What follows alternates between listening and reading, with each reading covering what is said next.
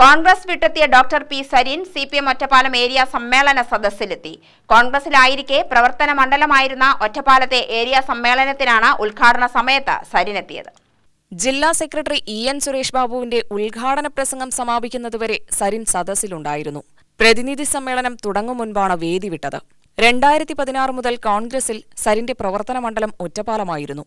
ഇക്കാലത്താണ് youth Congress സംസ്ഥാന സെക്രട്ടറിയായും കോൺഗ്രസിന്റെ സാമൂഹിക വിഭാഗം മേധാവിയായി തിരഞ്ഞെടുക്കപ്പെടുകയും ചെയ്തിരുന്നത്.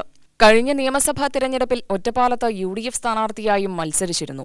പാലക്കാട് ഉപതെരഞ്ഞെടുപ്പ് കാലത്ത് കോൺഗ്രസ് വിട്ട് LDFിലെത്തി സ്വതന്ത്ര സ്ഥാനാർത്ഥിയായും മത്സരിച്ചു. അതിനുശേഷം ആദ്യമായാണ് ഒരു CPM സമ്മേളന വേദിയിലെത്തുന്നത്. പ്രതിനിധിയല്ലെങ്കിലും സമ്മേളനത്തിന് സരിന് നല്ല സ്വീകരണമാണ് ലഭിച്ചത്. രക്തസാക്ഷി സ്തൂപത്തിന് മുന്നിൽ നിന്ന് സരിനൊപ്പം സെൽഫി എടുക്കാനും പ്രവർത്തകരുടെ മത്സരമായിരുന്നു. ജില്ലാ നേതാക്കൾ ഉൾപ്പെടെ അക്കൂട്ടത്തിലുണ്ടായിരുന്നു. സരിന് CPMൽ അർഹമായ സ്ഥാനം നൽകുന്നതിനുള്ള ചർച്ചകൾ പുരോഗമിക്കുന്നതിനിടെയാണ് സമ്മേളന വേദിയിലെ സാന്നിധ്യം. UTV news, Palakkad.